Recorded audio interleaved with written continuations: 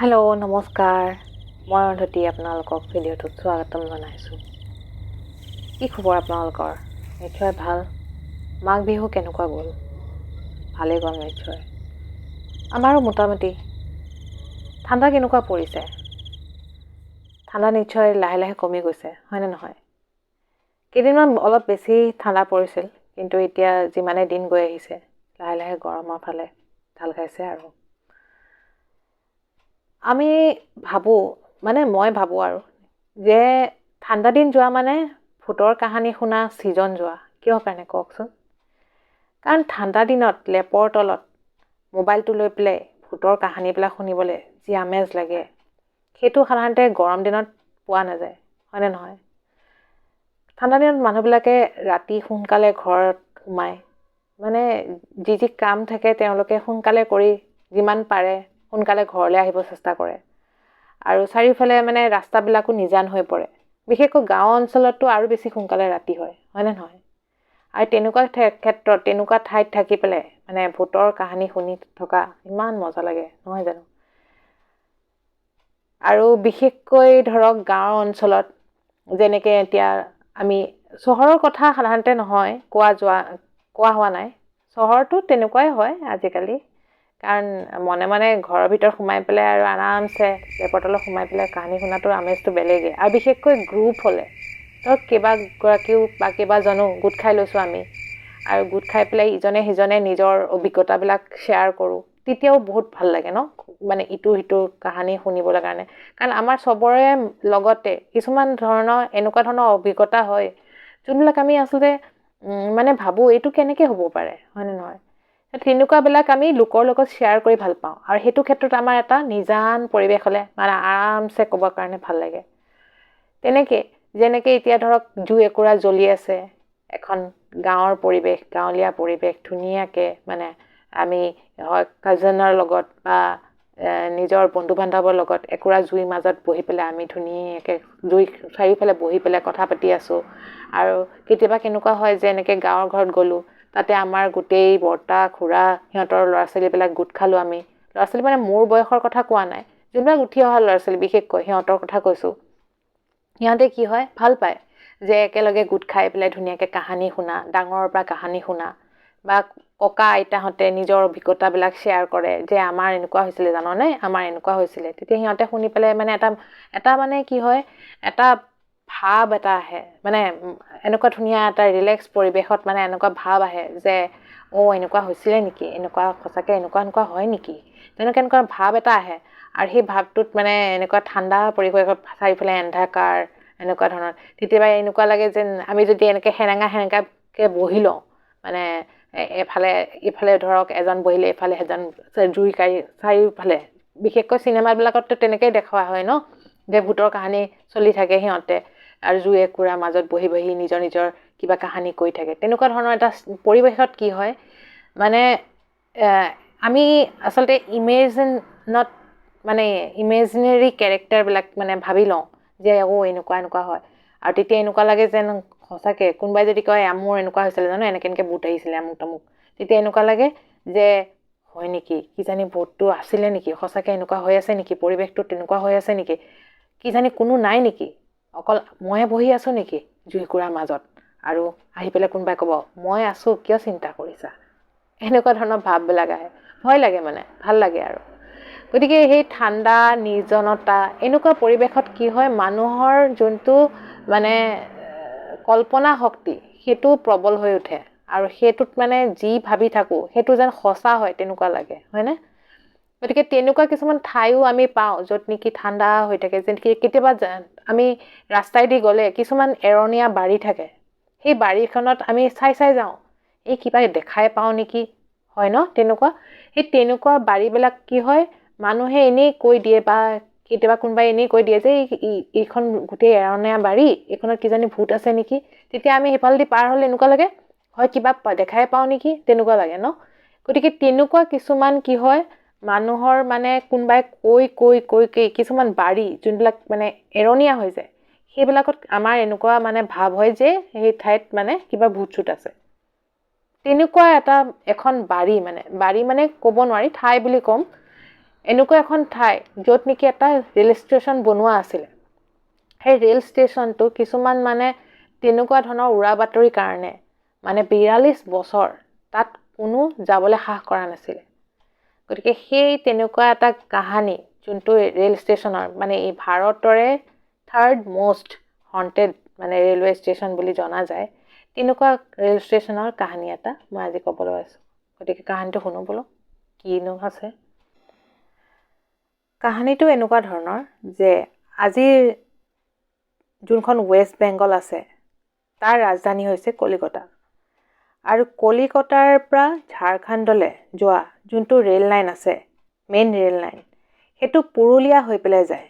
পুৰুলীয়া মানে এখন ডিষ্ট্ৰিক্ট যোনখনেদি মানে যিখনে মানে কলিকতা আৰু ঝাৰখণ্ডক মানে জোৰা লগাইছে মানে ৰেল লাইনেদি। আৰু সেই পুৰুলীয়াৰ পৰাই এখন গাঁও হৈ পেলাই সেই ৰেল লাইনটো গৈছে।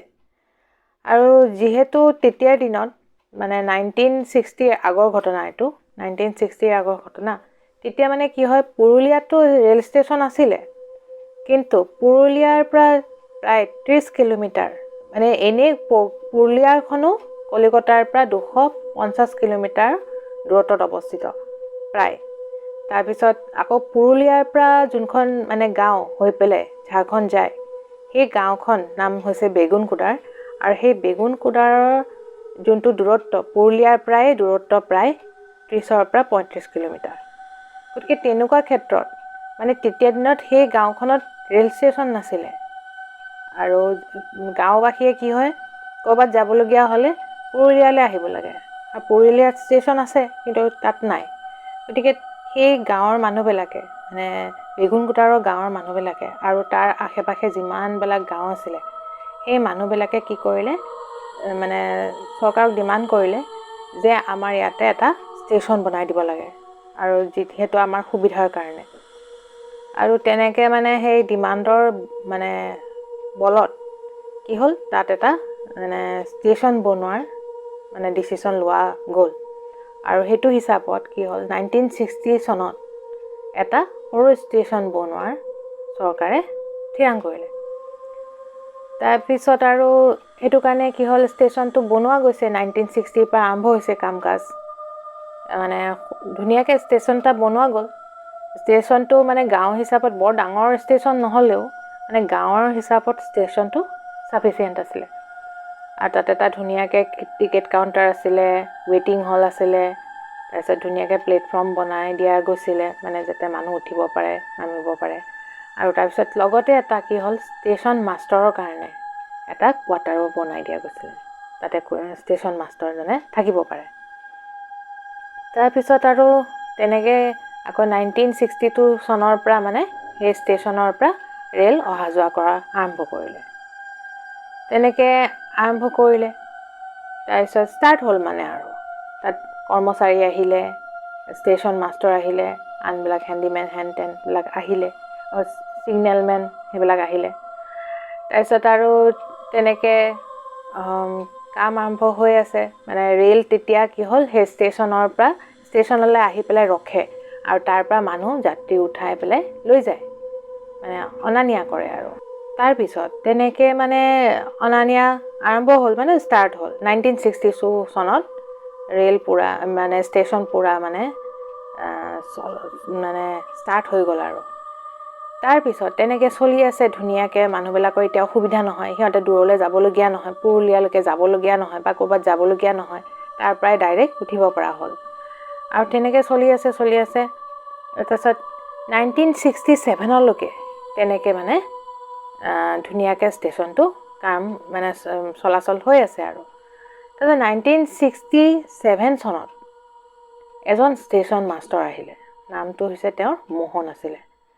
তেওঁ কামত জইন কৰিলে, আৰু তেওঁ কামত জইন কৰি পেলাই তেওঁ ষ্টেচন মাষ্টৰ হিচাপে দায়িত্বভাৰ ল'লে। তাৰপিছত তেওঁ আকৌ সেই পুৰুলীয়াৰ যোনটো কোৱাৰ্টাৰ আছে তাতে থাকিব ল'লে। তাৰপিছত তেওঁ যিহেতু ডিউটি, আৰু তেতিয়া মানে ৰাতি 10টা বজাতো আনকি ট্ৰেইন চলাচল কৰিছিলে, মানে 10টালৈকে তেনেকুৱা ধৰণৰলৈকে, মানে বহুত ৰাতিলৈকে নহ'লেও মানে সেইখিনি সময়লৈকে ট্ৰেইন চলাচল কৰিছিলে।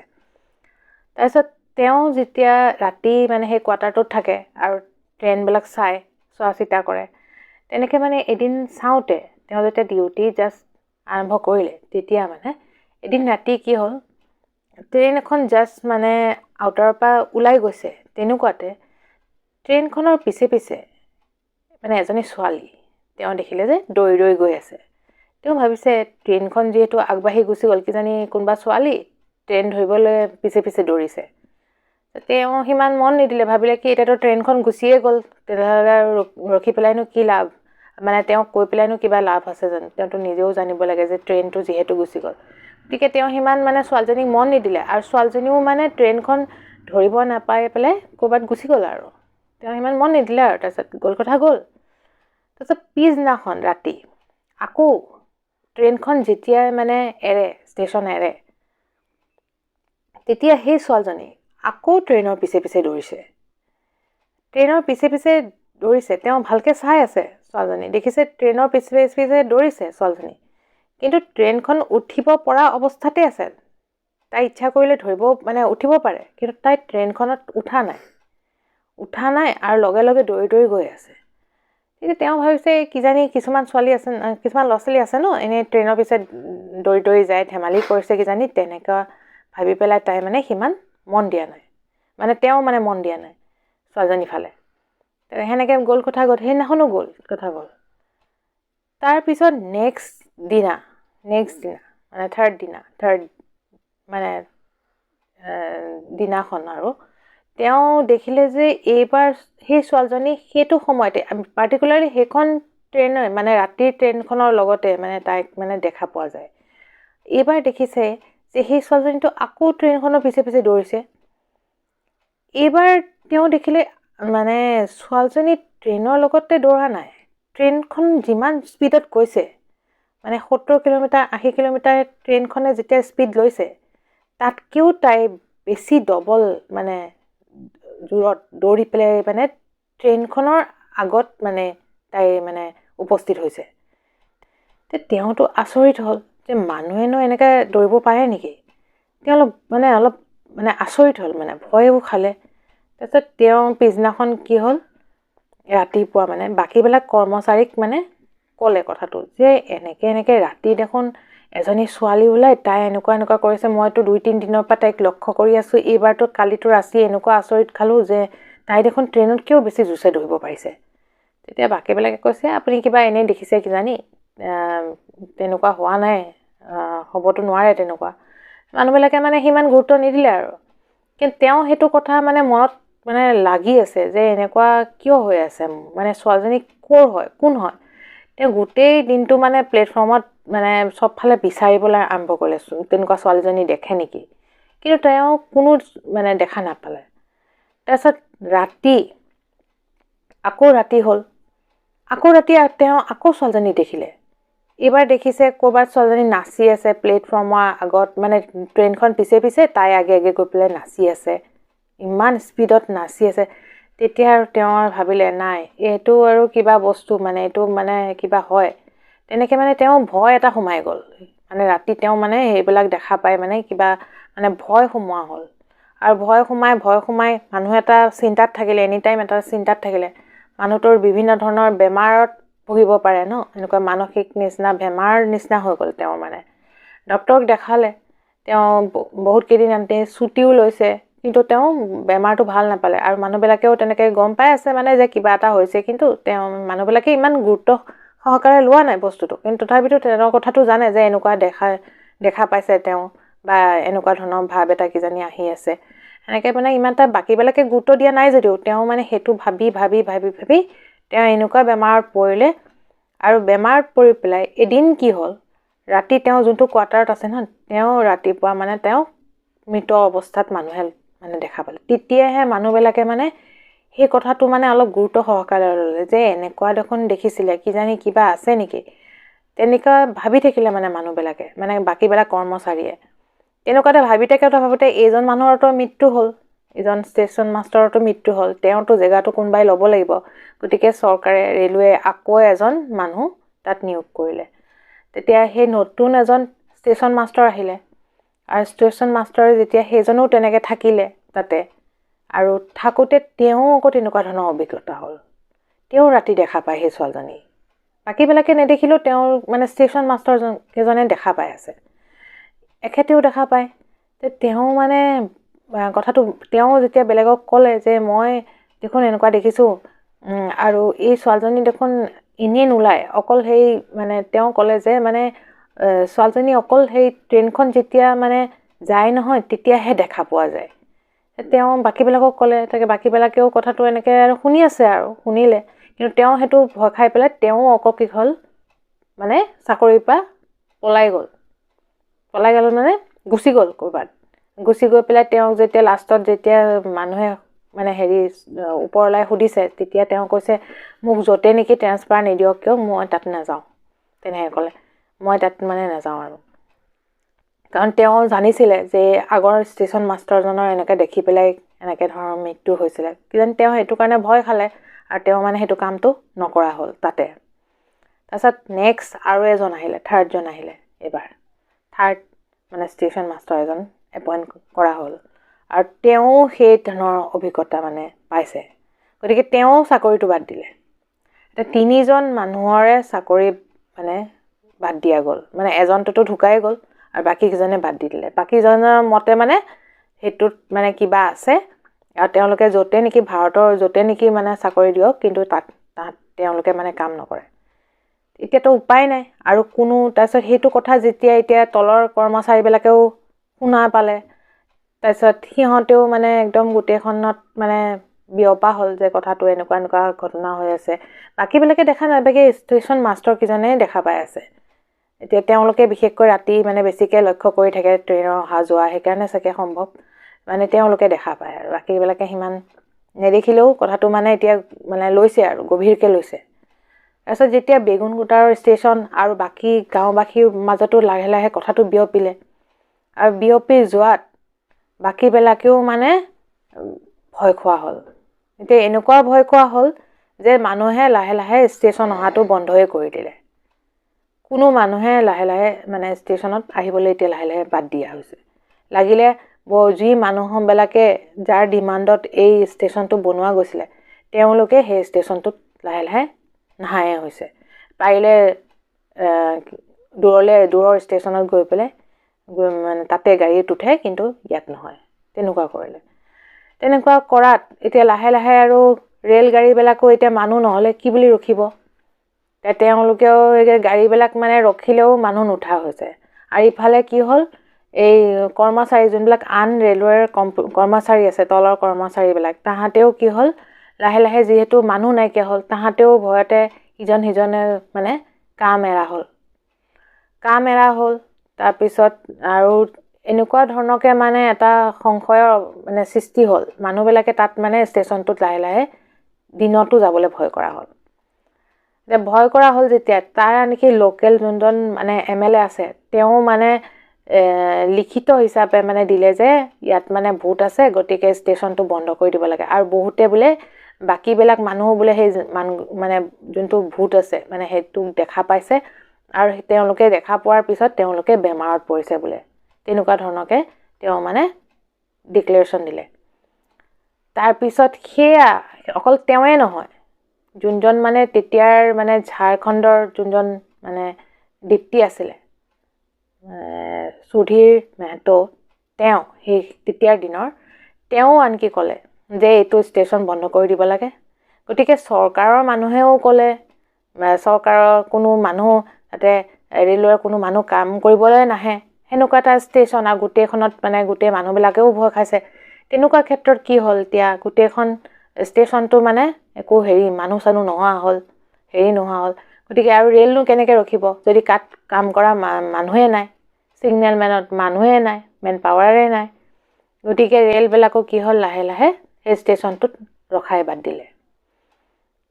ৰখাটো বাদ দিলে এতিয়া কি হ'ল ষ্টেচনটো যেতিয়া পায় তাৰ 5-6 কিলোমিটাৰ আগৰ পৰাই যদি কিবা ট্ৰেইন যদি সেই ৰেল লাইনটো দি মানে পাৰ হয় ষ্টেচনটো পুৰাৰ ঠিক মানে 5-6 কিলোমিটাৰ আগৰ পৰাই ষ্টেচনটোত মানে যোনজন মানে ৰেলবিলাক যোনে চলায় মানে যোনজন পাইলট আছে তেওঁ কি কৰে ইমান জোৰছে মানে গাড়ীখনৰ স্পীড বঢ়াই দিয়ে, মানে ৰেলখনৰ স্পীড বঢ়াই দিয়ে, যাতে সোনকালে মানে সেই ষ্টেচনটো ক্ৰছ কৰি পেলাই যাব পাৰে।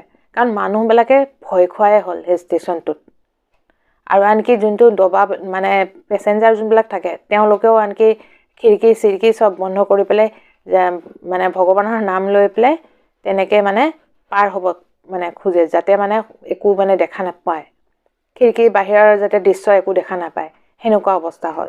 আনকি ৰেলততো এনেকুৱা হয় ন, মানুহবিলাক দুৱাৰৰ সন্মুখত থিয় হৈ থাকে, সেইবিলাক মানুহ কি হয় দুৱাৰ চোৱাৰ মাৰি পেলাই সেইখিনি সময় মানে ভিতৰ সোমাই যায়। ৰেলবোৰ তেনেকৈ মানে ভয়ত পাৰ হৈ আছে মানে সেই ঠাইখিনিৰ পৰা। তেনেকুৱা হৈ গৈ আছে বছৰ ধৰি বছৰ গৈ আছে। মানুহবিলাকে মানে সেই ষ্টেচনটো একদম ভুটীয়া হিচাপে মানে লোৱা হ'ল আৰু ৰেলবিলাকো একদম জোৰছে যায় সেইখিনি সময়ত। কোনেও মানে তাতে মানে থাকিবই নোখোজে মানে কোনো মানে অকণমান ক্ষণতো। আনকি দিনৰ পোহৰটো মানুহ তেতিয়া যিহেতু বসতি বহুত ঘন নাছিলে, আৰু এই যোনটো ষ্টেচন আছিলে সেইটোত অকণমান ৰিম'ট এৰিয়াৰ আছিলে, তাৰমানে ওচৰে বহুত ডাঙৰ পথাৰৰ মাজত অৱস্থিত আছিল। যিহেতু যেনেকৈ দেখা যায় এতিয়া গাঁও এৰিয়াত যেনেকৈ ৰেল ষ্টেচনবিলাক দেখা যায় যে বহুত দূৰলৈকে মানুহ নাথাকে।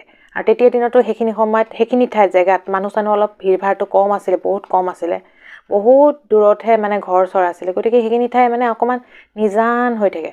সেই নিজান অৱস্থাত সেইখিনিত মানে মানুহ আহিবলৈ যিহেতু অলৰেডি এইটো মানে গোটেই বিয়পি পৰিছে যে তাত ভূত আছে, গতিকে মানুহ ওচৰ পাজৰে আহিবলৈও ভয় কৰা হ'ল, কোনো নাহেই তাৰমানে তেনেকুৱা ধৰণৰ হৈ গ'ল। আৰু তেনেকৈ দিনবোৰ গৈ আছে, বছৰ ধৰি বছৰ গৈ আছে, সেইটো মানে ভুটীয়া জেগা হিচাপে প্ৰসিদ্ধ হৈ গ'ল, প্ৰসিদ্ধি প্ৰাপ্তি কৰিলে। তাৰপিছত তেনেকুৱা ক্ষেত্ৰত কি হ'ল, যোনবিলাক কলিকতাৰ মানে ট্ৰেভেল এজেঞ্চি আছিলে সিহঁতে যেতিয়া কথাটো গম পালে যে এনেকুৱা ভুটীয়া ষ্টেচন আছে বা হেৰি আছে, গতিকে তেওঁলোকে কি হ'ল নিজৰ ট্ৰেভেলিং পেকেজত মানে এনেকুৱা জেগাটো ফুৰাটো এটা মানে পেকেজ হিচাপে ৰাখি ল'লে।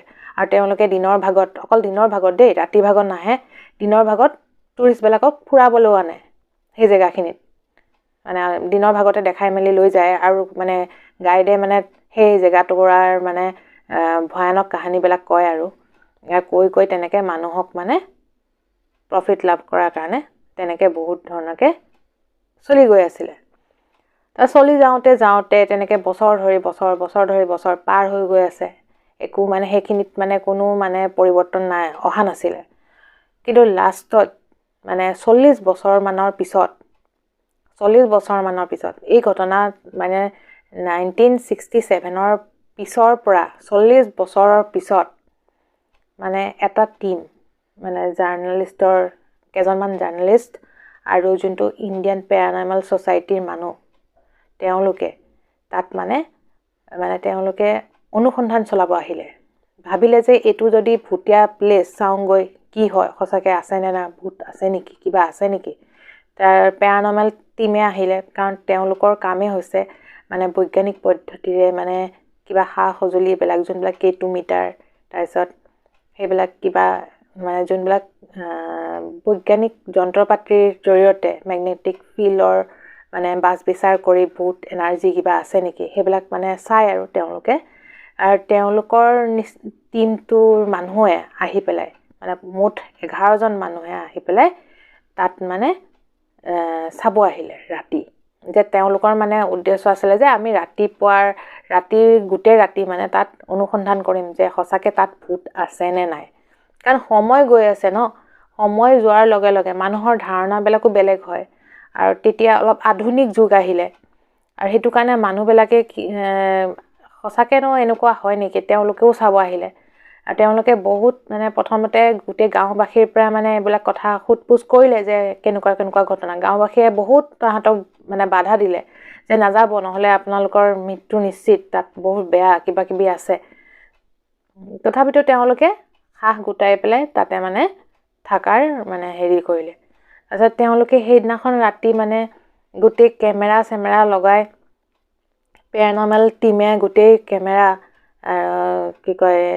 মানে চাৰিওফালে লগালে মানে। আৰু কথা আছিলে যে তাতে মানে এজোপা গছ আছে, এটা কুঁৱা আছে, মানে গছ এজোপা, এই আহঁত গছ এজোপা আছে। সেই আহঁত গছৰ ওচৰতে মানে ষ্টেচনটোৰ ওচৰতে অলপ আহঁত গছ এজোপা আছে, ডাঙৰ আহঁত গছ।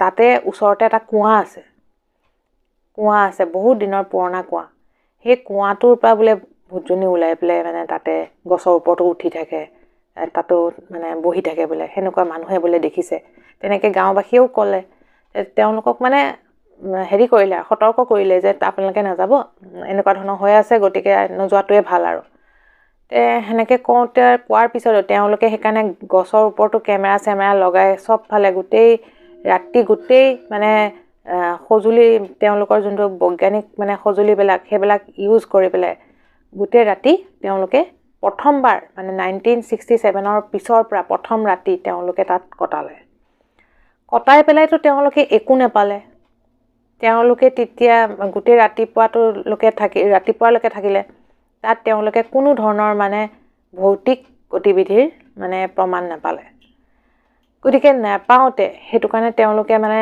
এটা ৰিপৰ্ট বনালে যে ইয়াত সঁচাকৈ ইমান দিনে যোনটো মানে উৰা বাতৰি চলি আছিলে সেইটো সঁচা নহয় ইয়াত কোনো ধৰণৰ ভৌতিক মানে গতিবিধি নাই তেনেকৈ কোৱাৰ পিছত আৰু এইটো গোটেই মিডিয়াত মানে বিয়পি গ'ল আৰু তেতিয়া মানুহবিলাক অলপ আধুনিকো হ'ল ন আৰু আগতে যোনবিলাক মানে ঘৰ নাছিলে যদিও লাহে লাহে অলপ মানে ঘৰ চৰ অলপ হ'লেও ওচৰলৈ চাপি আহিলে আৰু অলপমান মানে যোনটো নিজানতা আছিলে সেইটো আগতকৈ কমিলে কমচে কম আগতকৈ কমিলে আৰু মানুহবিলাক মানে সেইকাৰণে অলপমান লাহে লাহে ভয়টো কমি গ'ল আৰু যিহেতু তেওঁলোকেও ডিক্লেয়াৰ কৰিলে যে ইয়াতে ভূত নাই গতিকে মানে পুৰা মিডিয়াত মানে লিক হোৱাৰ পিছত মানুহেও সেইটো মানে তেওঁলোকৰ ধাৰণাটো বদলি গ'ল আৰু তেওঁলোকে এতিয়া ভাবিলে নাই ষ্টেচনটো আকৌ চলাৰ দৰকাৰ আমাক এতিয়া দৰকাৰো আছে গতিকে যিহেতু ভূতচুত নাই যদি তেতিয়াহ'লে আকৌ ষ্টাৰ্ট কৰাই ভাল গতিকে তেওঁলোকৰ আকৌ ডিমাণ্ড কৰিলে তেওঁৰে লোকেল MLA এজনে মানে চৰকাৰলৈ চিঠি লিখিলে যে এইটো মানে আকৌ কৰিব লাগে ৰিঅ'পেন কৰিব লাগে আৰু তেতিয়াৰ দিনত মানে মমতা বেনাৰ্জী তেওঁ যোনগৰাকী মানে ৰেলৱে মিনিষ্টাৰ আছিলে কলিকতাৰ তেওঁলৈ মানে চিঠিখন মানে এপিল কৰিলে আৰু তেওঁ মানে তাতে আকৌ ষ্টেচন এটা বনাবৰ কাৰণে মানুহ পঠালে আৰু মানুহ পঠাই পেলাই একদম চাফ চিকুণ কৰি পেলাই আৰু ষ্টেচন আৰম্ভ হৈ পেলাই 2009 ছেপ্টেম্বৰ মাহত মানে প্ৰথমখন ৰেল তাৰ পৰা ষ্টাৰ্ট কৰিলে সেই ৰেলখন হাতিয়া খড়গপুৰ পেচেঞ্জাৰ ট্ৰেইন আছিলে আৰু সেইখন ট্ৰেইন সেইদিনাখন ৰাতিপুৱা 11টামান বজাত ছেপ্টেম্বৰ মাহৰ আৰু তেতিয়াৰ পৰা মানে সেইখন ট্ৰেইন প্ৰথম ষ্টাৰ্ট হ'ল আৰু তেতিয়াৰ পৰা এতিয়ালৈকে ৰেল চলি আছে আৰু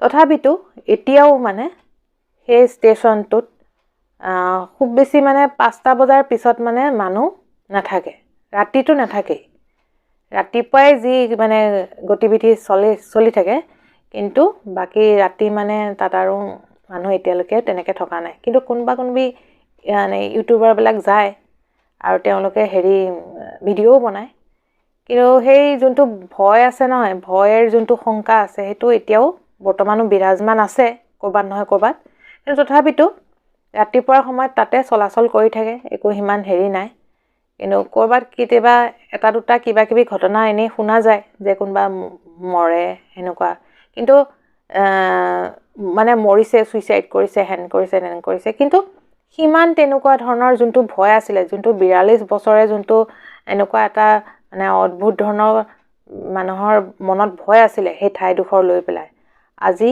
বৰ্তমান এতিয়া তেনেকুৱা নাই গতিকে সেইটোৱে কথা কাহিনীটো সিমানেই আছিলে এতিয়াও মানে এইটো হণ্টেড প্লেচ হিচাপে পৰিচিত হৈ আছে কিন্তু তথাপিতো তাত যোনটো সঁচাকৈ গ'লে তাত এতিয়াও মানুহে চলাচল তাৰ পৰা কৰি আছে ষ্টেচনৰ পৰা মানুহে যাত্ৰী অহা যোৱা কৰি আছে গতিকে সেই কথা আচৰিত লাগে নহয় জানো এনেকুৱা নহয়নে ঠিক আছে বাৰু আজিলৈ সিমানেই কাহিনী আছিলে বেগুন কুটাৰৰ পিছলৈ আৰু এটা কাহিনী লৈ আহিম তেতিয়ালৈকে আহিছোঁ ধন্যবাদ যদি ভাল লাগিলে ছাবস্ক্ৰাইব কৰিব লাইক কৰিব শ্বেয়াৰ কৰিব আৰু কমেণ্ট কৰিব প্লিজ ছাবস্ক্ৰাইব কৰিব বেগুনকটা ৰেলৱে ষ্টেচনৰ বিষয়ে আৰু সবিশেষ জানিবলৈ ডিছক্ৰিপশ্যনত দিয়া লিংকত ক্লিক কৰিব পাৰে।